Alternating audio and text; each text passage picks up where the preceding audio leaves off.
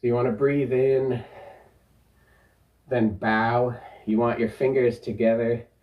Up until recently, my fingers were spread apart. My teacher corrected me to this. He said it can be done at the sides or the front. I suppose there is some risk of injury to your fingers, which is why you do this, but it's not really going to be a problem in a real fight, because in a real fight or a real self-defense situation, I would suggest that you not bow. I would suggest that you just deal with the situation as it comes.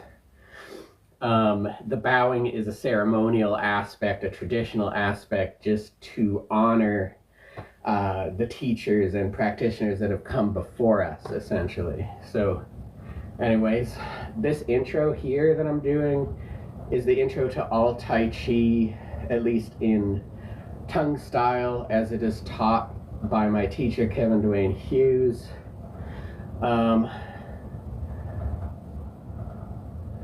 So you come down, when you go up, down, up, you want this, your hands about shoulder width, come up, come down, breathe out and sink. And again, you want to keep the hands parallel, kind of. And then you come up this way, which is just like this. And you want to stop at about shoulder height. And like that's the intro to this exercise, is that. Then the first movement is you come like this. Again, your hands are parallel like that. You breathe in, and when you breathe in, you stand up tall. Gotta now remember where I am here. Okay.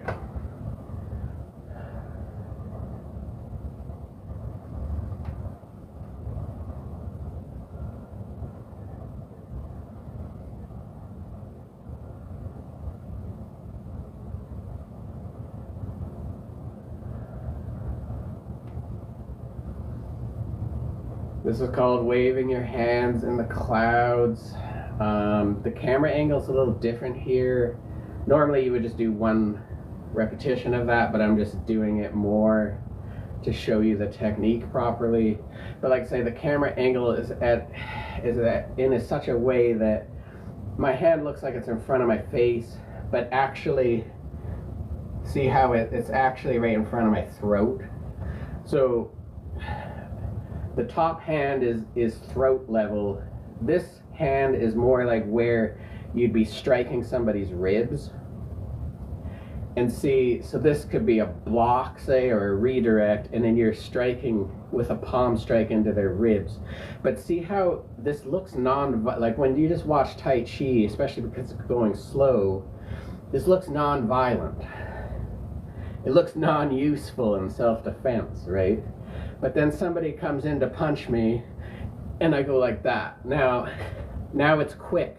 Now Tai Chi is finally quick. Now Tai Chi works in a fight. But when you're doing it slowly, it's hard to see that. And there's a lot of wisdom behind practicing martial arts slowly. It allows you to get the technique proper before you start going fast. If you're just going as fast as you can from the start, and you'll see that in any martial art, no teacher, no self-respecting teacher is just going to watch their student just going as fast as they can, getting the technique all completely wrong on their first day on their first day in class, right? So always they're going to have you practice, no matter what it is. It can be thrust punches, vertical fist, a chain punch. They're not going to have you practice it fast at first, because you're going to develop bad habits. So the going slow in Tai Chi, although it has many benefits, one of those benefits is practicing proper technique. Proper technique before you start going fast. And it's very easy to take what you're doing slow, especially if you've been doing it for, say, years.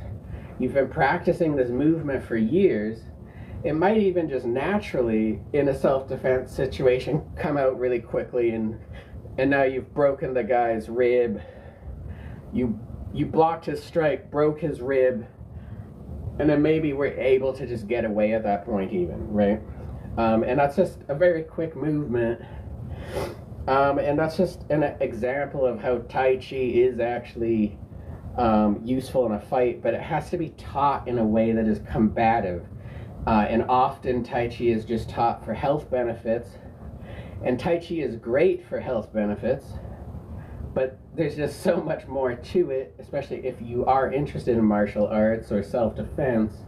Tai Chi is a very, very good option for self-defense.